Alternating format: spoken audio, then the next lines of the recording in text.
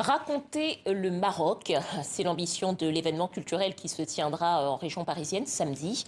L'occasion de découvrir la jeunesse, les diasporas, mais aussi le foisonnement artistique de ce pays. Événement qui est porté par des femmes arabes et amazirs. Et pour en parler, nous recevons ce soir Nadia Boucheni. Bonsoir. Bonsoir. Soyez la bienvenue au Journal Afrique. Alors, je précise que vous êtes journaliste. Vous êtes cofondatrice du collectif Arabengers qui monte cet événement. Peut-être en quelques mots, avant d'aller plus loin, quel est le projet, quel est le concept de cet événement et comment ça va se passer? Alors le projet, c'est vraiment de mettre en avant et de célébrer les productions culturelles d'un pays en particulier, là en l'occurrence le Maroc, à travers une après-midi de table ronde, de discussions, on va dire un peu intellectuelles, culturelles, mais très accessibles et très sympathiques. Et puis surtout ensuite de faire la fête autour des musiques de ce pays, des musiques marocaines, avec une série de concerts et un DJ set le soir. Alors comment vous est venue l'idée de monter cet événement? C'est parti d'où? C'est quoi la genèse?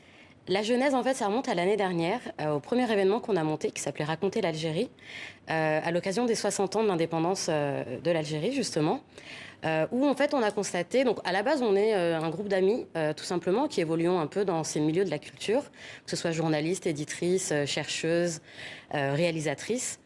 Et le constat était un peu amer, à savoir sur tout ce qui se faisait autour de cette commémoration. La voix des descendants d'Algériens, des descendants des personnes qui ont réellement combattu pour leur indépendance, était un peu absente, voire silenciée.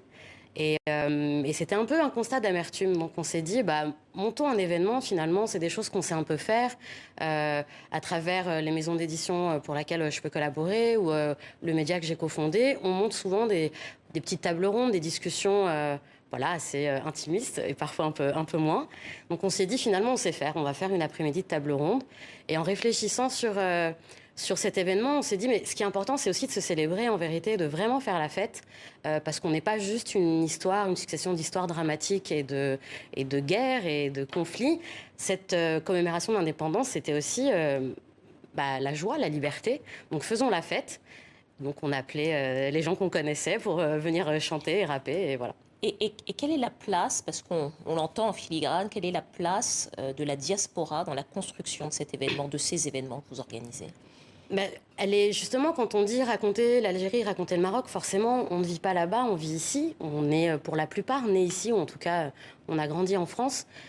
Donc on ne prend pas la parole des Marocains ou des Algériens ou d'autres habitants de ces pays. C'est vraiment notre vision aussi du Maroc, de l'Algérie et des productions culturelles auxquelles on a accès, qu'on connaît, qu'on apprécie. Et on le fait déjà avec un public qui est français, même si parfois il peut venir un peu de l'étranger. Et on essaye d'inviter des artistes aussi bien issus de l'immigration, de cette diaspora, tout comme des artistes qui vivent au Maroc ou en Algérie parfois, ou qui viennent d'arriver en France. Et c'est aussi un regard un peu différent. Donc l'idée de croiser aussi ça, de peut-être un peu casser les clichés qu'on peut avoir nous-mêmes en vérité sur ces pays. C'est aussi un moyen de se réapproprier ces cultures qui sont riches, ces histoires aussi, et peut-être de faire la paix avec nous-mêmes, mais en tout cas de vraiment se sentir complètement libre, oui, d'apprécier ces cultures aussi, sans avoir un regard parfois qui peut être voilà, donc dans le jugement. Croiser les regards et établir un pont par-delà la Méditerranée en quelque sorte. Alors, je l'ai dit en présentant votre collectif, vous êtes des femmes issues du Maghreb et aussi du Moyen-Orient. Et le nom de votre collectif, c'est Arabengers. Alors peut-être d'abord, qu'est-ce que ça veut dire Arabengers? Comment vous avez trouvé ça? C'est une vanne. Comme beaucoup de choses chez nous, beaucoup de concepts qu'on met en place en fait viennent de plaisanteries entre nous. À vrai dire, le nom est venu de ma sœur. Voilà, je vais la saluer, la remercier pour la petite blague. Quand on a commencé à communiquer l'année dernière sur l'événement Raconter l'Algérie, on essaye de donner envie aux gens. Et moi, c'est vrai que je suis impressionnée par de toute façon le talent des femmes qui m'accompagnent. Et je pense que c'est vraiment la force de toutes ces individualités qui fait aussi la force de ce collectif. Donc en plaisantant, je dis les Avengers, vous êtes, on est plus fort que vous. Et ma sœur surenchérit en disant oui, vous êtes les Arabengers. Et c'est bon, donc ça a été accepté. un peu des super-héroïnes, quelque part, un peu des super-héroïnes venues du Maghreb et du monde arabe.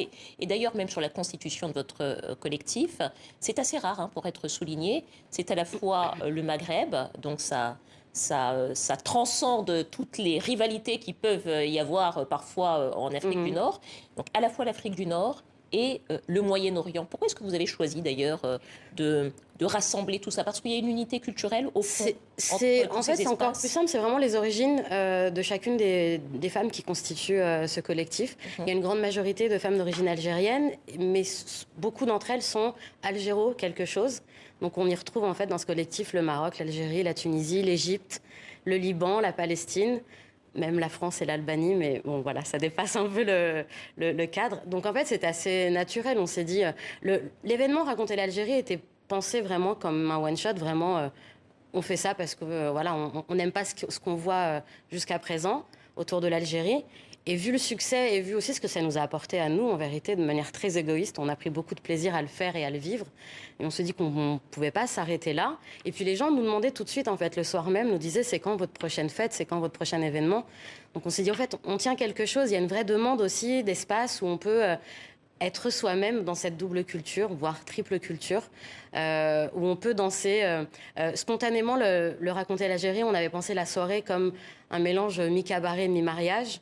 Là, pour Raconter le Maroc, le DJ qui va animer la soirée a dit lui-même, je pense mon set comme une ambiance mi-mariage, mi-festival. Donc finalement, il y a un truc qui revient. On est attaché aux musiques qu'on peut entendre en famille, dans les mariages justement du Maghreb ou d'ailleurs, des choses très traditionnelles. Et en même temps, on est plus ou moins jeune, en fonction de certaines d'entre nous.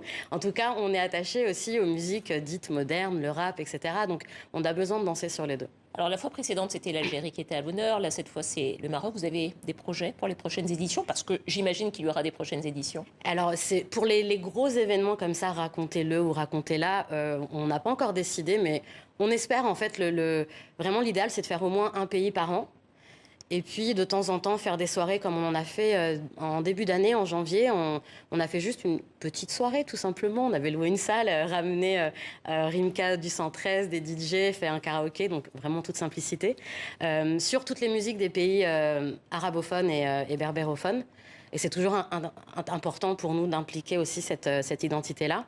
Donc je pense qu'on va essayer d'en faire comme ça plusieurs soirées avec des thématiques un peu différentes et un gros raconter quelque chose. Et on vous souhaite bonne chance et on suivra Merci. tout ça. C'est un collectif de femmes. Ça change quelque chose d'ailleurs, le fait de travailler uniquement entre femmes? C'était pas fait exprès, c'était vraiment un groupe d'amis. Et en fait, on travaille plus facilement et plus... ouais, c'est plus efficace. Bon, on vous laisse ça et on continuera de vous suivre. Merci beaucoup à vous, Nadia Boucheni, cofondatrice du collectif Arabanger. Et je rappelle la date de l'événement Raconter le Maroc, c'est le 14 octobre, samedi prochain, à Pantin, en région parisienne.